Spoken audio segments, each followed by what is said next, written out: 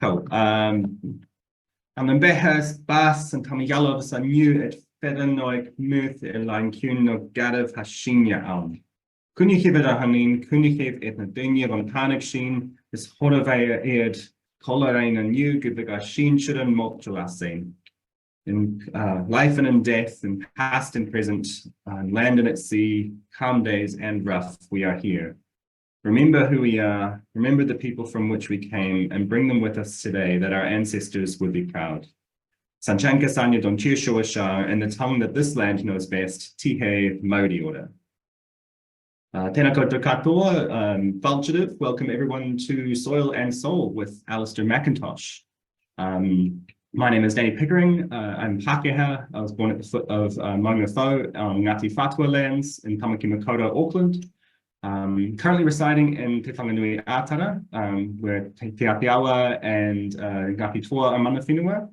And though my ancestry, like many Pākehā, takes me to Scotland, Ireland, England, and Wales, and I got my cousins in the room, I whakapapa most strongly to the Isle of Raasay in the Scottish Gaeltacht, which is why I'm so excited to offer Cead Míle Fáilte 100,000 welcomes to Alistair McIntosh from that same Gaeltacht to speak with us today.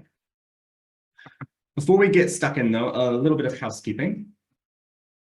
Remember that we have a community code for the Treaty-Based Futures Conference. So we've got, just to remember, just feels like it should be common sense by now, but it is important to say these things that we do need to be just kind of all kind. And I think especially important in this session to remember that we are speaking across some very, very different contexts, literally across from the other side of the world. And because of that, there's just so much that we can learn from each other. So just to have an open heart, an open mind, and just to be really generous about the ways in which we are approaching each other, especially trying to do these acts of translation across these contexts. Please remember as well that that you can interact with each other via the chat, and we also have, I believe we have, yes, the Q&A session. So if you've got any questions, I'll be doing my best to thread them through the Q&A and feed them to Alistair. I believe we also have a moderator present, who I can't actually see, but I'm hoping our moderator is present, who will be making sure that the chat is facilitated so that things stay tika and pono. And we also have closed captioning options, which I believe will be made available and hopefully put into the chat. But I just want to flag real quick around captioning that this is kind of a trilingual environment between Te Reo Māori, English, and Gaelic. So take some of the captioning with a grain of salt, I suppose, is what I'm saying. And then, yeah, I guess for the session, real quick, Alistair is going to kick things off with a bit of a presentation. Then he and I are going to have a bit of a fireside chat. And at that point, I'll start as well, starting to thread any questions that people have in the Q&A into that chat, into that fireside corridor. So, yeah, I'll give Alistair a bit of an introduction now and then stop talking and let him take it away.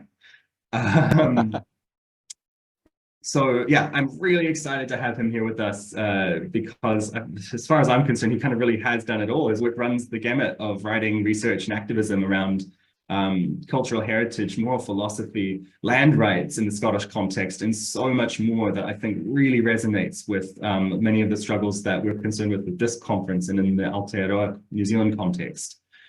I don't think I could do that body of work justice other than to describe it as holistic, basically. When I read Soil and Soul for the first time a couple of years ago at a Māori land occupation in Shelley Bay, a very good context in which to be reading this book, I do recommend. I was really struck by how both Alistair's and the Māori land struggles saw the political, the cultural, and even the spiritual as so deeply intertwined that it really became difficult for me to pick them apart, which I think was the whole point. So I'm going to let Alistair take it away from there to sort of make that point, I suppose, hopefully. So yeah, take it away, Alistair. I'm just, I was going to type a message to say to Mary Gunn to say, my goodness, you're here too. And so is my former student, Chris Bull, who did a wonderful thesis in human ecology, Danny, with me a number of years ago on women landowners. And, you know, we're talking soil and soul, we're talking about land rights in Scotland, but obviously applicable across many other parts of the world. And Chris was studying what it is like when you're a woman who is born into a landed estate, born into landed power, and how very alienating that kind of wealth can be. So do Google her name. It's Chris with 2 S's, Bull. And if you Google my name as well and Landowners Scotland, you'll find the paper on my website come up that was published in a journal called Oral History. So Googling it. if Chris can find the link, she might be able to put that into chat. Anyway, we better get on with it. What would you like to talk about, Danny? Oh, you said you had a presentation. Oh, I've got my presentation. Right? I forgot all about it. Okay. Yeah. Okay, folks. So I got it. No worries. I've got an introductory presentation about what's that? Somebody's a laughing face floating up my screen as all these fancy gizmos going on here. Okay, so I need to go into screen share. Oh, I'm getting a heart now. My goodness me. Let's hope it stays all nice like this.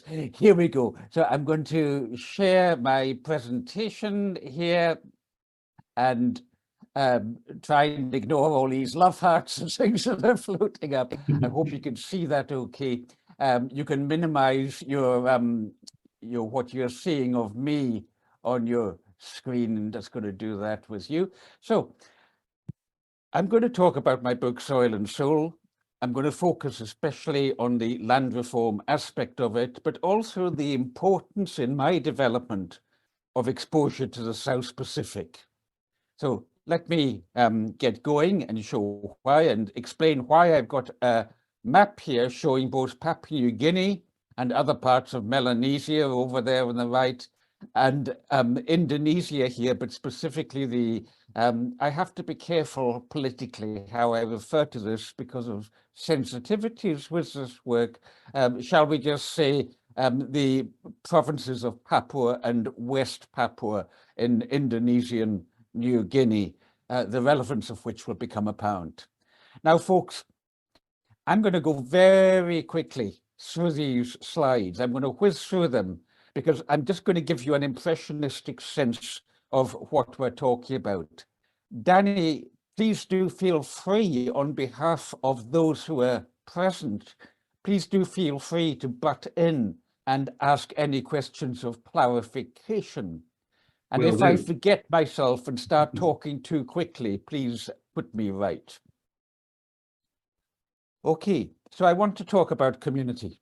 I want to talk about growing up in an island community in Lewis. That's me on the right when I was 9 years old, my sister, and on the left, my village friend, Alec George Morrison, the same age. There we are again, some years ago, with our village behind us. There's Alec George on the left there. There's how we've changed. And another village friend, Rusty, a shipwright and village blacksmith. That's our house in the trees there. My father was a doctor in this community. You grow up in a community like this, and you don't realize it at the time, especially if you are white, but these are indigenous people. I was not native to the island, but raised there from the age of 4 when my father moved there to be the doctor. You can get a sense of the indigeneity in these folk. The bottom 2 pictures, all alive when I was a boy. The top picture, my own ancestors who are of this indigenous stock, my twice great-grandfather and grandmother here. I want to give you a sense of what our indigeneity means to us. To me, indigeneity means to be a people of place, of a community of place, long-rooted.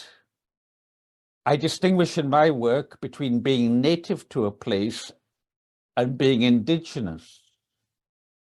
An arbitrary distinction, but for reasons that I will come to, in today's world, I think it is helpful to consider that even if we are not native to a place, we can, with the right approach, start to become indigenous to it. And I want to show you photographs taken of people in the island chain in which I was raised a year before I was born in 1954, and matching them up with quotations gathered in 2007 by another of my human ecology students, Ian McKinnon, who was a contemporary or near contemporary of Chris Bowles, who is in the audience tonight. Danny, am I speaking at the right speed for clarity? I reckon. I can hear you. I can follow just fine. Okay, if people are struggling, please put into chat.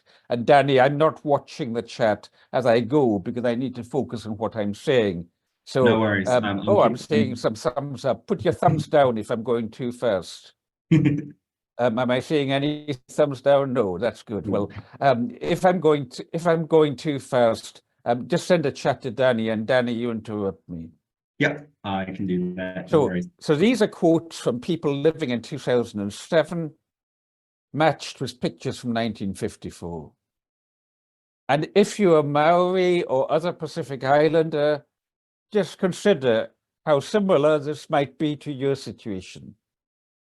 You absorb a lot from your landscape and an awful lot from the people you live with. You might not be aware of it at the time. You might even scorn it, but you are absorbed in it. People were so interdependent. I just accepted that. We lived for one another. We worked for one another. And we cared for one another.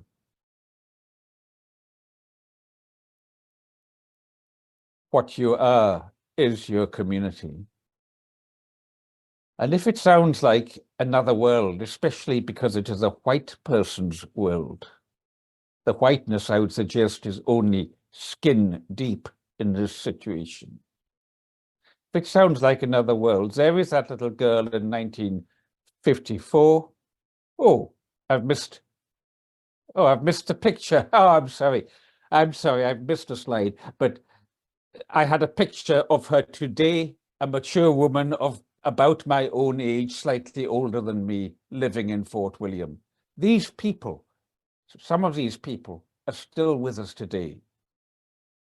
And my student Ian here, now a lecturer at Coventry University, who collected these quotations, said, I feel there is a sense in which I am being reclaimed by my own from modernity.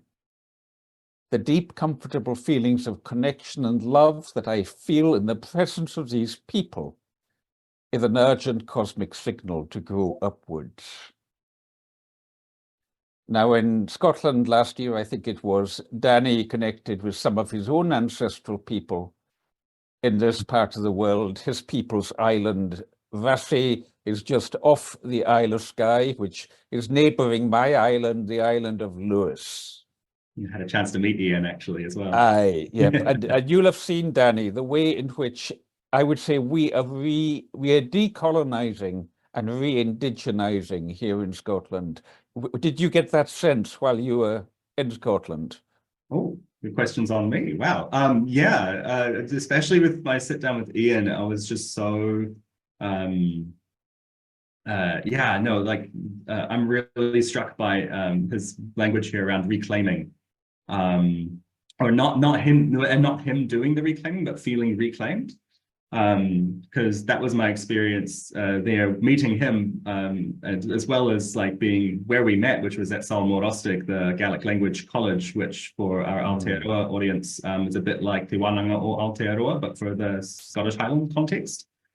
Okay, so it's language, but it's much more than language. Oh, totally. I think it's so it was the important. last piece of the puzzle. Yeah. Yeah. I think it's important not to essentialize language, because the language is part of a wider, deeper culture that is also psychological and spiritual, and very much of the ecology of place. Okay, so if you come to my island, you will see areas like this where people have once lived. That's an empty house, but nobody is there anymore. Places like this where there are ruins. That is my village here. There is the sea. And as children, we used to play in these ruins, but nobody ever told us why they were there and why nobody lived there. It was not until 1977, when I was 22 here, that I was sent by voluntary service overseas to Papua New Guinea, to the Gulf province, initially in Kerema and then just outside. It was not until I encountered Melanesian people that they gave me the ways to see my own culture more deeply. I was involved in teaching and setting up small-scale hydroelectricity. And laterally, I was financial advisor to the South Pacific Appropriate Technology Foundation in Port Moresby, where we had projects like walkabout sawmills, portable sawmills, that would give village people an income, at the same time managing their forests sustainably, and therefore having an incentive to keep out the commercial logging companies. My teachers were people like Margaret Ogumeni, who emphasized the importance of village extension work and of what could be learned from village people. People like Mama Miriam here, who asked me, how much land have you got, Alistair? I said, well, we have no land because the big landowners own it all. And she said, but we thought all you white people were rich. How can you be rich if you've got no land? That was Mama Miriam there. And Bernard Narakobi, who was chair of the South Pacific Appropriate Technology Foundation, a leading human rights lawyer, and his poem, Welcome to the University, the ancient, timeless, eternal University of Melanesia, the village where courses are offered in living. You can see how that made me think of my own village, and that I hadn't realized that we were also being raised in a way where courses were offered in living. You must excuse me. It's winter here. It's cold here. So I just put my jacket on.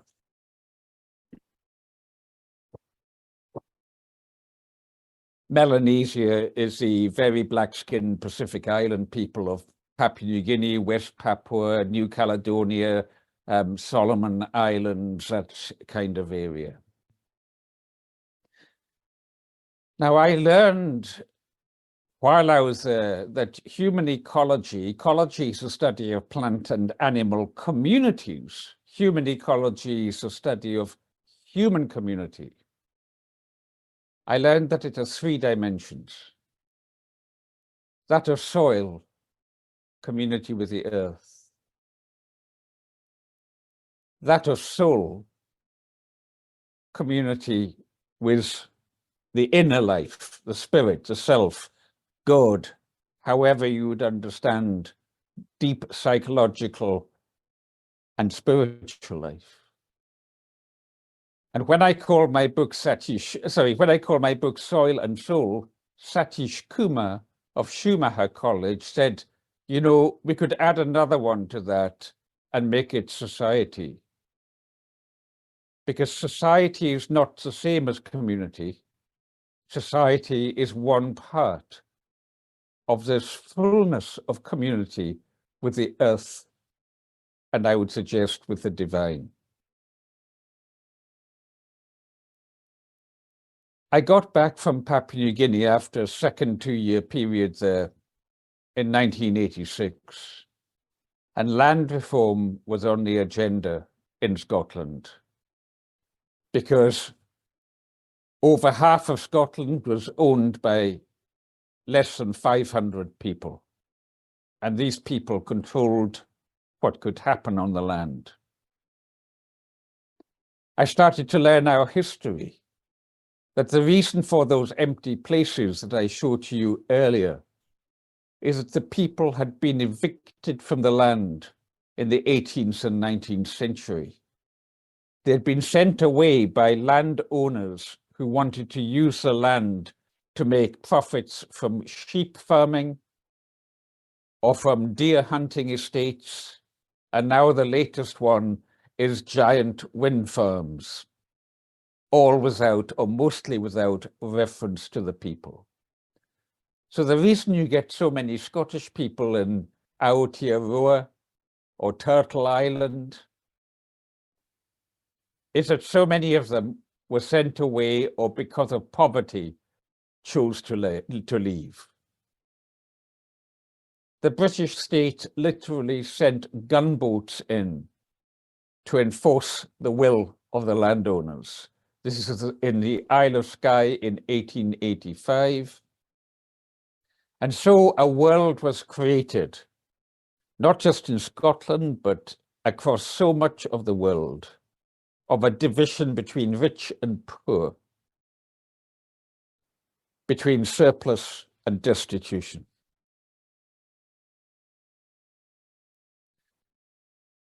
These events took place so recently in Scotland that there are even photographs. And I talk about what I call the 3 eyes of colonization. There is colonization of a territory,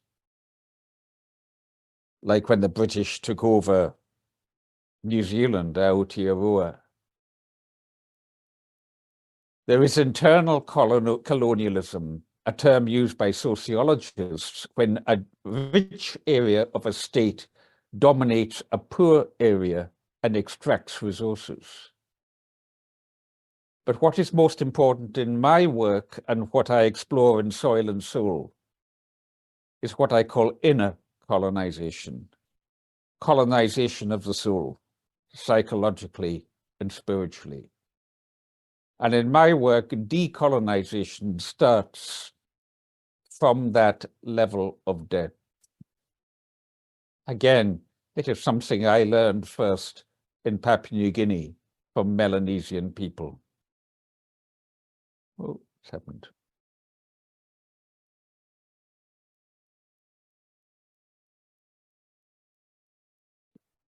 Sorry, something not going quite right here. Okay, so I talk about what I call the rubric of regeneration, again, something I learned in Melanesia, by which we need to remember, put back together that which has been dismembered. We can then revision how the future could be. And then we can reclaim what is needed to bring that future about.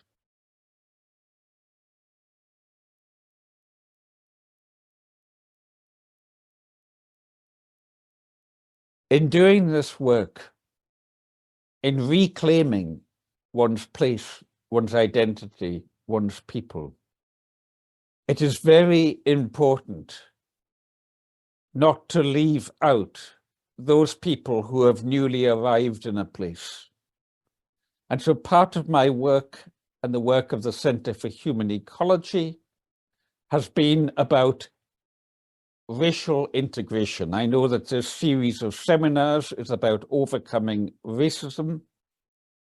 Our work has emphasized that we are one Scotland, but we are many cultures. Or as I put it in a poem here, that's me with my friend Tesfu Gesefi, who is from Eritrea. As I put it in one of my poems, in Scotland, a person belongs inasmuch as they are willing to cherish and be cherished by this place and its peoples. This is what I mean by becoming indigenous to a place. It's a two-way thing of the native people being prepared to accept and the non-native people respecting what is found there. Respecting what is found there, to cherish and be cherished.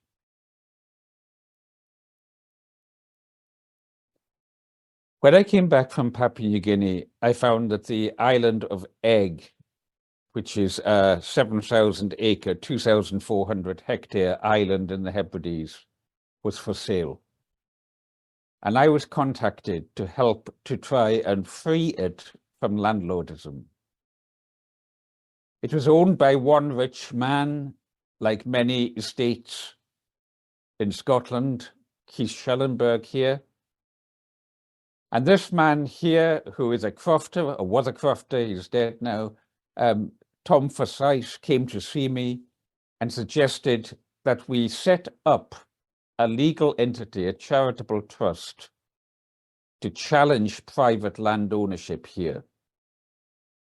I cut a long story short, but after a slow start, the community elected its trustees. So here are the trustees that were elected in 1994, and then started the process of inner reclaiming. There is Angus McKinnon, an old tradition bearer, teaching the newcomers to the island the meaning of the place names in the map and telling them the stories of the places so that they would come to belong.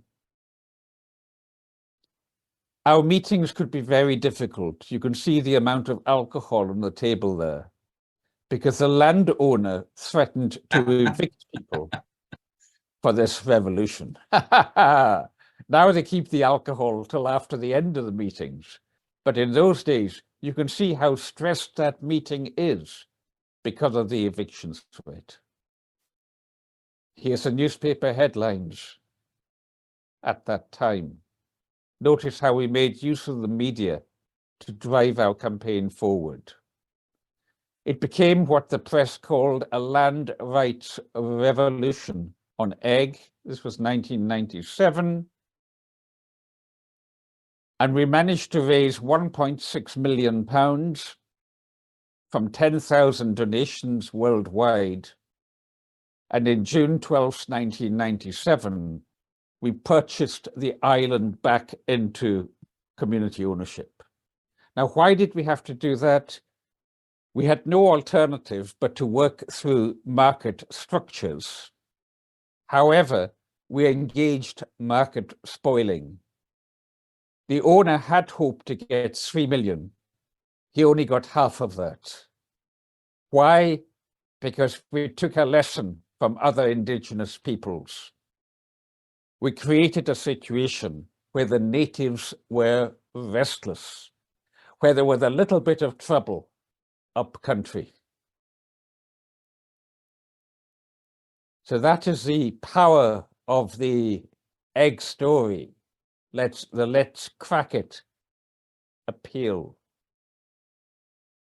And you might say, well, that's all very well on an island, but what about in a city?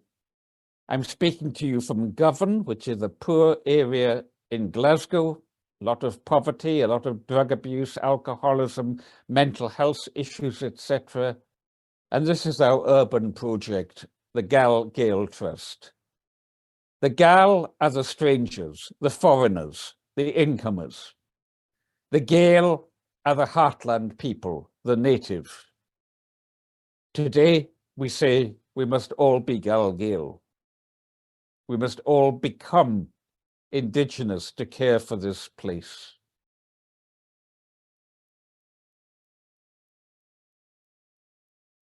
Much of our work revolves around boat building and reconnecting people with their maritime heritage.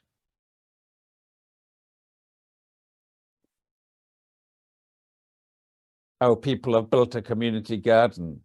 We have these events with poetry and visitors from all over the world, like at COP26 here. That's inside our workshop. We had a school of people from the Maori School of Excellence in 2017, brought over by Timothy Karetu. Indeed, we've had many Maoris come through in our time. Interestingly, we've had no Australian Aborigines, but we've had quite a number of Maori people and other Pacific Islanders. And here, what's happening here, I sent out Connect through to West Papua. This is back on the Isle of Lewis. This is the 5,000-year-old standing stones. And these are community planners, government officials, and community activists from West Papua. And we take them to meet with our community land trusts, of which there are now some 500 community land trusts in Scotland. And we exchange experience. I've just this morning, I was on a Zoom with Alex Ramasab and Maria Letumahina here from West Papua Province. Just this morning, we had a Zoom seminar about community capacity building. With Zoom, we are able to have these connections right across the world. And the spirituality is deeply important. The last time a group came in 2019, they arrived on Easter Day, and the Christians wanted to have a service, which we held in my house here. That is very important to Pacific Island people.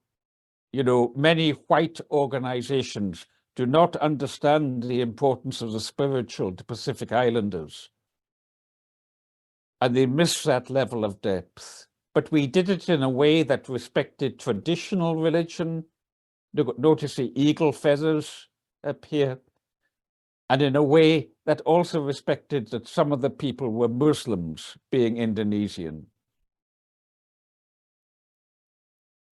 And here you have Udin, who felt comfortable to read from the Quran as part of our service that we held in the house. Their conclusion: no land, no life. Community can do it. Government must support. And here is what they put for the local newspaper.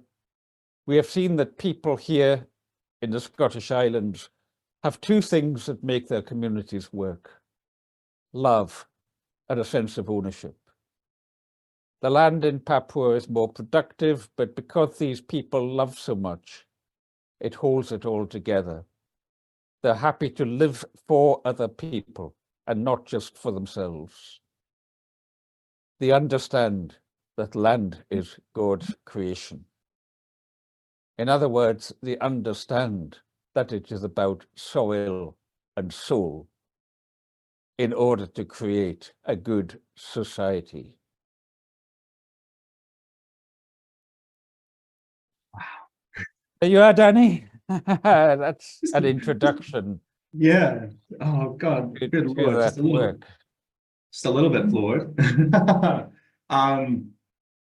Might actually hop right in with a question we've got from an audience member. So Marcel Fariro has asked, well, firstly, she says, tēnā koe koro me te konga hoki e ngā whakaro e puta. So she's thanking you for just the brilliance of your thinking. And asking, so she's got so many connections for me who also descends from a Scotsman from Peterhead in Aberdeen. My question is around, how do you anchor yourselves back to your whenua or your land? Do you bury your dead there? Just for a moment. Could you repeat that, please? Sorry, I missed. Just come again with the question, Danny. I should tell people I've got very bad hearing. And so, yes, and I'm a chronically fast speaker, which does not. The captions mistake. Could you repeat the question? I absolutely can. My question is, or Marcel's question is around, how do you anchor yourselves back to your whenua, which is your land? To your land, okay. Yeah, do you bury your dead? Do you bury your dead there? Yes, yes. Well, my mother and father are both buried in the village cemetery there. When I was in Papua New Guinea, before the missionaries came and destroyed a lot of it, many of the villages had a spirit house, a house tumbuna, where they would put the bones of the dead or the ancestral masks. You will no doubt be aware of the kind of masks you would have to represent ancestors. Well, I have learned from that. And when somebody close to me dies, I think of it as if I am putting them into my spirit house, except my spirit house is in my mind. I will say to my wife, so-and-so has died. That is another one in the spirit house. And what I mean by that is that the material world is inside space and time, but the spiritual world is outside space and time. And so the people who have been and the people who have yet to become are in a way always with us. And I think, well, in my learning from Melanesia, that is how I understand the spirit house. And that is why I've got one up the back of my mind. Love that. David Steele has asked if you could show us that picture from Skye again and tell us more about what happened with the gunboats. Oh, okay. Let me just see if I can switch it back on. And I might merge a question of my own with one that's coming in from there. Oh, here we are. Well,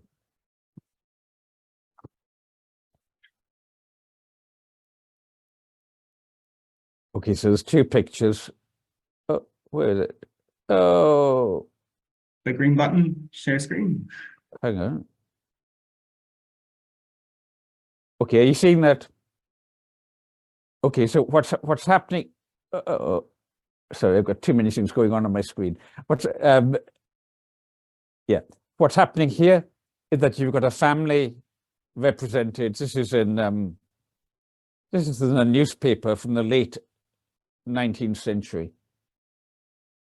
You've got a family here, an indigenous family, and you've got the landlord here, the person who owns the land, who is probably not indigenous to there, or has maybe been educated in the Western way, or specifically in the English way in this context.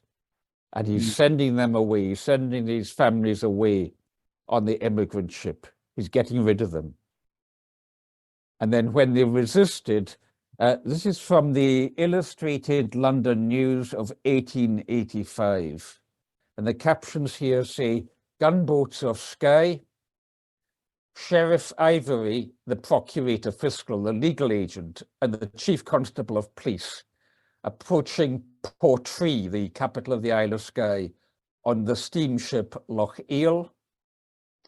And aboard the steamship, the landing of Marines, the soldiers, who are then walking across the land here with their weapons to repress the people, to throw them into prison, because of their resistance to being thrown off the land, their resistance to colonization, I would say. And I would say that some of our historians, some of our white historians reject the use of the word colonization here. They say, no, colonization was what we did to people in countries of the South. But others of us would say, this was also colonization. This was colonization of one group of people by another social class of people. That is why I talk about the three I's of colonization: imperial, internal, and inner. Inner, because they used religion to do it. They changed the religion and they introduced forms of religion to cultivate obedience, same as we have seen elsewhere. And yet, ironically, as you know, Danny, in my work, so much of my work, let me just show you these kind of resources here. so much of my work, from Peru, liberation theology from Gustavo Gutierrez, from Brazil, more liberation theology, pedagogy of the oppressed from Paulo Freire, from America, Black prophetic fire, or James Cone, the cross and the lynching tree. Liberation theology is theology that liberates our spirituality so that it can serve what gives life. And this is primarily what my work is about. Yeah, I really like the way in Soil and Soul you frame religion as a social expression of spirituality.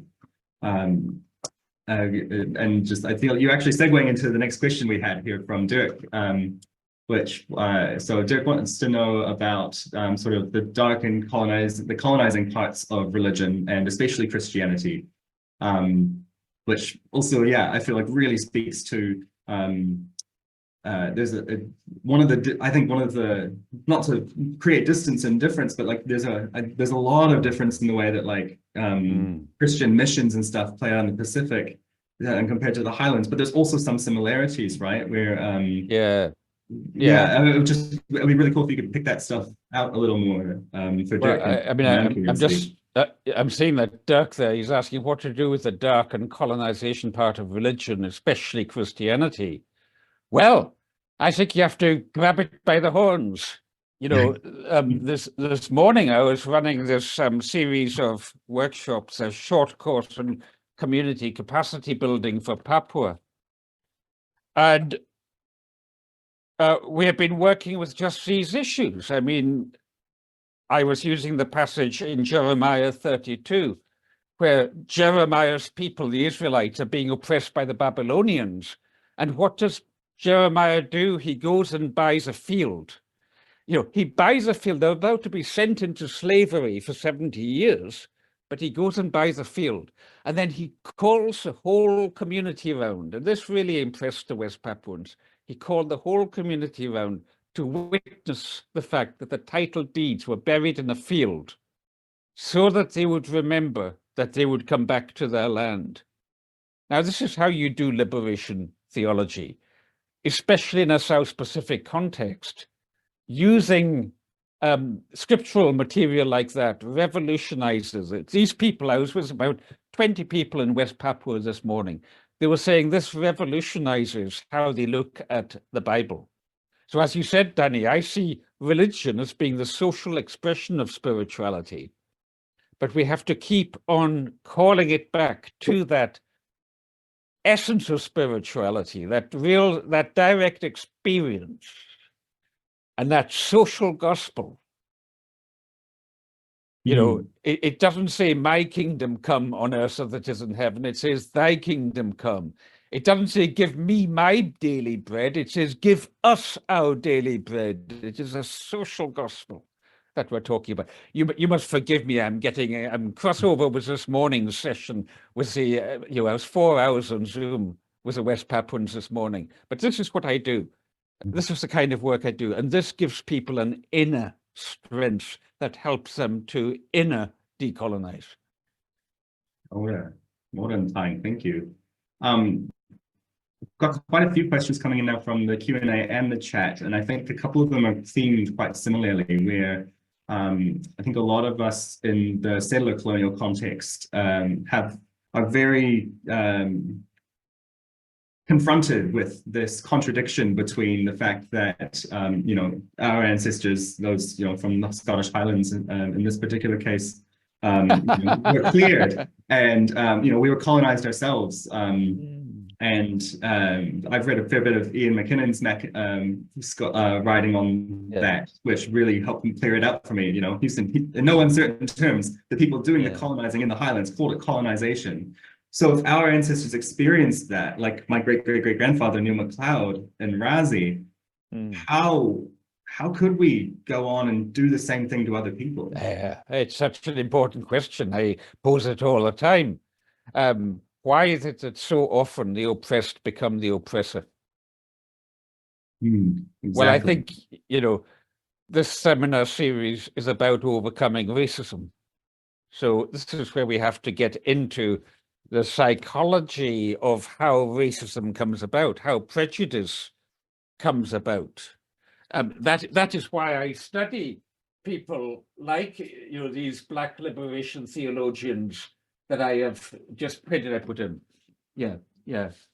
That's why I study these kind of people, because they have experienced it as African Americans. But the incredible compassion here. They're willing to teach us how to see it. And so I think what happens is that when you experience violence, you know, when you're thrown onto an immigrant ship, you're sent to America, and you're in your state of destitution. You've lost your place, you've lost your family, you're destitute.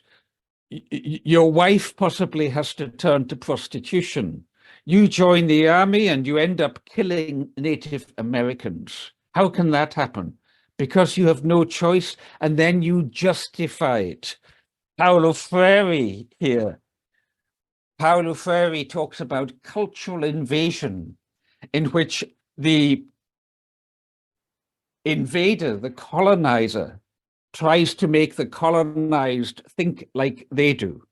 And unfortunately, when that works, and in Scotland it worked, we started to think like the colonizer. We became very good at being colonizers. So the oppression perpetuates. And the game we are in now is becoming aware of that, of decolonizing and trying to put right the damage that we have done to others, not just in the past, but as we saw in the recent Australian election, we are still doing that damage to Indigenous peoples in the countries that we colonized. Yeah, kia ora. Thank you. One of the people who's asked a question in that vein, and I had one ready as well in case no one else did, but apparently that was not an issue. Because I've also noticed, I've done a bit of my own work into sort of the armed constabulary in the New Zealand context, which is very much modeled after the Irish one. I've just noticed how many, like, within the lists of the people who were in the armed constabulary, my great-great-great-grandfather among them, how many Mac and O surnames there are. There's so many Gales in the colonial military specifically. Yeah, and I think, you know, when I was in Papua New Guinea, I went down to Australia and to New Zealand. And what disturbed me was how many white people are in denial about this history. The myth of white supremacy is still very much alive. And so often, like we see with Donald Trump, they use the Bible to justify it, that they're the Christians, they're the ones who are civilizing the natives. And this is victim blaming. I mean, it's appalling. What can we do? I mean, I think those of us who are white, first of all, we have to name it. You know, a lot of white people in situations I've noticed, sensitive white people, they're a bit embarrassed about acknowledging they're white or male in my case. We have to name that white privilege in order that we can deconstruct it and bring about work for justice. I remember talking in Nova Scotia, Danny, about this, and a woman came up to me afterwards. She was very disturbed by the presentation I had given. And she said, my family has only got 400 acres of a farm. That's all right, isn't it? And I said, well, today I was down on the Eskasoni Native Reservation. How much land do you think the average family there has got? And she just walked away, shamed and embarrassed. But, you know, you have to, we have to face up to injustice historically that is ongoing. And as you know, in your New Zealand situation with the recent change of government and all of the rest of it, that is not an easy thing to do, and at the same time be a democratic country. Find out. I've got another question in the chat here, it looks like from Hamish, and then I'm going to try to find time for a couple more in the Q&A. So Hamish Lowe is saying, thank you, Alistair. Prior to colonization in Scotland, there was the enclosure of the Commons in England. Could you please talk to the roots of colonization in Britain and Europe more broadly? Yeah, well, you know, in England, what we call the clearances in Scotland were called the enclosures in England. I'm just trying to find it. Where is it? There's a journal called Dark Mountain. It's in my recycling bin just now. But in the next edition of a journal called Dark Mountain, don't take me too seriously here. I have got a piece that I call A Sermon to the English on Land Reform. And it's about the enclosures. It's about liberation theology. It's about saying in England, you too need to wake up to how you have been historically oppressed. And that is what has created the social class system. And you too, like we're doing in Scotland, need to try and reclaim your land to bring about social justice. So, you know, every time I am in England, I tell the story about Scotland and people look very sad because they say it would be so much harder to do this in England. It is, but they've got to start somewhere, just like we started somewhere in Scotland. And I think you start by that remembering and then revisioning so that you can reclaim. Yeah, it's huge. Sorry, I'm also dealing with the chat and trying to process it all at once. Damn. Huge. Marty has asked a question. So, and that's one I've been curious about as well, actually, is that it's been really uplifting to see the return and the repatriation of the Isle of Eigg. Marty is particularly interested in if there's been any sort of similar land reclamations since, because that was what, in the 2000s, in the late 90s. Oh yes. Yeah, I mean, and Marty's particularly interested in whether there's been any reclaiming of land in the inland straths, and I assume that's also kind of, she's thinking about the Caithness and Sutherland context as well, particularly. Well, we've now got about 500 land trusts. About 3% of Scotland's 19 million acres is now controlled by community land trusts. But the process has slowed down because land prices are rising so fast. Scottish land prices rose by 87% last year. And a lot of this has been driven by the idea of rewilding and very rich people with a lot of money buying up large areas of land, saying they're going to rewild it so that they can sell the carbon, but of course in so doing have a safe investment.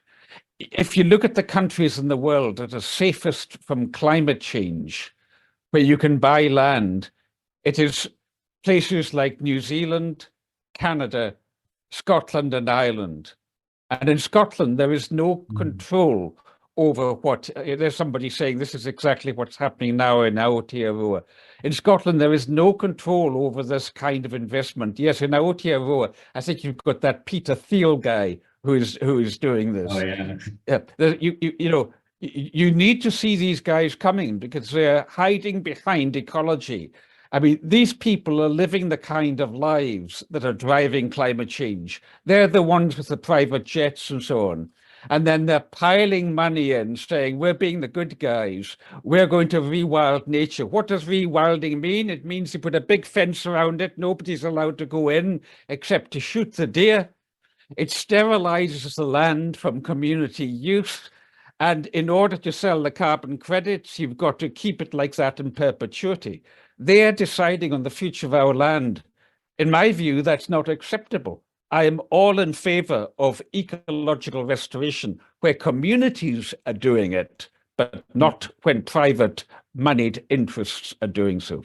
And there's such an enlightenment philosophy behind that too, right? That separation of human and nature. Like, why aren't we part of the rewilding, right? Of course. And if you want more than that, go on my website and look at the column on the home page that says New this year, and you'll find the 76-page report that I have done on this that was published by Community Land Scotland a year ago. Big Mm. issue here in Scotland. Yeah, like I've heard And some you, people. and you see the therefore, point, Danny, you know, when the oh, land prices get inflated, communities, you know, even with market spoiling, it becomes hard for communities to work within the markets, which is that why in my work, I am pushing the Scottish government, saying we need to move beyond using market mechanisms and have legislation, for example, land value taxation, the proceeds of which will be used to buy land and thereby get the landowners to finance their own clearance. mm. Yeah, it's like I've heard people in your context refer to it as green colonialism. Is that term Yeah, familiar at green, all? green, yeah. We call them the green lairds, the green landowners. Ah, that's right. Yeah. Well, I'm a Fred doing another question. Kia ora, Aaron. Good to see you here with us. So Aaron Boyens is asking, well, thanking you for your wonderful sharings, which I have to endorse as well. Aaron's question is about how you navigate / integrate learnings from other cultures and peoples and places while being reclaimed by your own. What's your approach and your sense of that sort of that approach to kind of multicultural learnings? It's a very important question because when I started doing this in the 1990s, I hit some opposition. I had people saying in my own community, you are comparing us with blacks. We are not like blacks, because they had internalized this myth of white supremacy, including in a religious sense. But then what has happened since then is that they have started to understand their own, I'm talking about people generally in Scotland, have started to understand this history more and to see the parallels with what has happened elsewhere. So I no longer get that pushback, but it was very interesting that at first I got that pushback that white people didn't like having their situation being compared to Negroes or to Aborigines or Papua New Guineans or whatever. Now, I mean, I've been doing this work now for over 30 years, and now there's no problem. People are willing to learn. And what is so wonderful, Danny, is that when groups of Indigenous people go to our community land trusts, there is such a beautiful connection between them because, you know, something, one group of Indigenous people can immediately recognize another. It's something in the body language, something in the way that they respond to each other. And so we have some very, very profound sharings around that fireplace in the Gal Gael Trust here in Govan and in our many community organizations. Mm. Yeah, I wanted to ask you a little bit more about Gal Gael actually, and I think I've caught up with the questions in the chat and the Q&A at the moment, so I might ask my own now. I really just felt something when you described Gal Gael's kaupapa or its raison d'etre, if you'll pardon my French, because you described it to me originally as like, you know, there's a bit of the stranger in all of us as much as there is a familiar. And that really resonated with me, I guess, as someone who's got Gaelic heritage from the Scottish Highlands, but is also like, I'm not there, I'm in Aotearoa, where like I'm Pākehā, at least as much as, if not more so, because I'm here, then I am Gael. I guess, could you speak a little bit more to that relationship between the Gael and the Gael in the Scottish context? Well, you know, when we went to the Isle of Lewis, we were Gael, we were strangers. My father was from Edinburgh, my mother was English. It's taken many years for me to come to belong. And I'm still careful, you know, I'm still careful that I always say to people I wasn't born in the island, that we were incomers. Now, if you can do that with a certain humility, you will find yourself accepted. But if you do it in a domineering way, if you say, well, I've lived here for a year, so I belong just equal like anybody else, that's not how you go about it. I had a guy say to me in Lewis, he said, I moved here 3 years ago. I still don't feel I belong. Sorry, I moved here a year ago. I still don't feel I belong. How long does it take And I said, maybe 3 years, maybe 30 years. He said, I can't afford to wait that long. And I said, well, then maybe it will never happen to you. On the other hand, I've seen other people who've only been there for 3 months. And because they have an attitude, not just of taking, but of serving the community, they are very quickly accepted and assimilated in. That is how community works. And it is so important that we make that work across ethnic and racial and other divides. Mm. That's so wonderful. I love that framing so much. Kia ora, Alistair. We are at 9:30 now, so might actually get around to wrapping this up. So thank you so much, Alistair, for your time. It's been a real gift, I think, you've given us to well, thank you. Danny, can you please I can't copy the transcript, the chat. Could you email me the chat afterwards so that I can see people's comments? I definitely can. And hang Magic. on. I'd just like to see what people's take on things were. That would be great. And on my website, you'll find many of my publications and so on if you want to follow these points up further. Yeah, so there was, just to the top of the chat, I think, Chris put in the link for Chris put in the link to her paper, good. Yeah, excellent. So I've just put in, that's not in the chat for everyone. That's in the chat for everyone. Alistair McIntosh's website, lots of resources there. I want to thank Alistair for joining us. Tessa Gray, who's kind of been working behind the scenes, making sure that all of our tech for this session has been running smoothly. Thanks to everyone else who's been moderating in the chat and all of that. Thanks to everyone in Te Reti Based Futures. I've lost this slide, unfortunately, but that's got all of the sponsors for the event on it. And what else have we got? Yeah, and just thanks to everyone for tuning in, especially at this sort of awkward time of the day for many of us, given everyone's different time zones. So I really appreciate you all for making that time and getting up early or staying up late, as the case may be. I think I remembered everything. So I guess lastly, I'd just like to close out with maybe a few more words in Scottish Gaelic to send everyone on their way. So Aichava Maha. Good night, my friends. Good night. Nach jyn sich sin lesson and ferring, colorish and tlwg, a vawn and roya. Nach jyn shiriad, nach jyn sin richela es becha hain e fiog and til. Let us learn the lessons of the land together with those who were here before. Let us protect them. Let us protect each other and life itself the world over. Sanjanga don Galteroa Ashar, and the tongue Aotearoa knows best. Humye, Huye, Haike. Aikiva Alistair and Lama Good.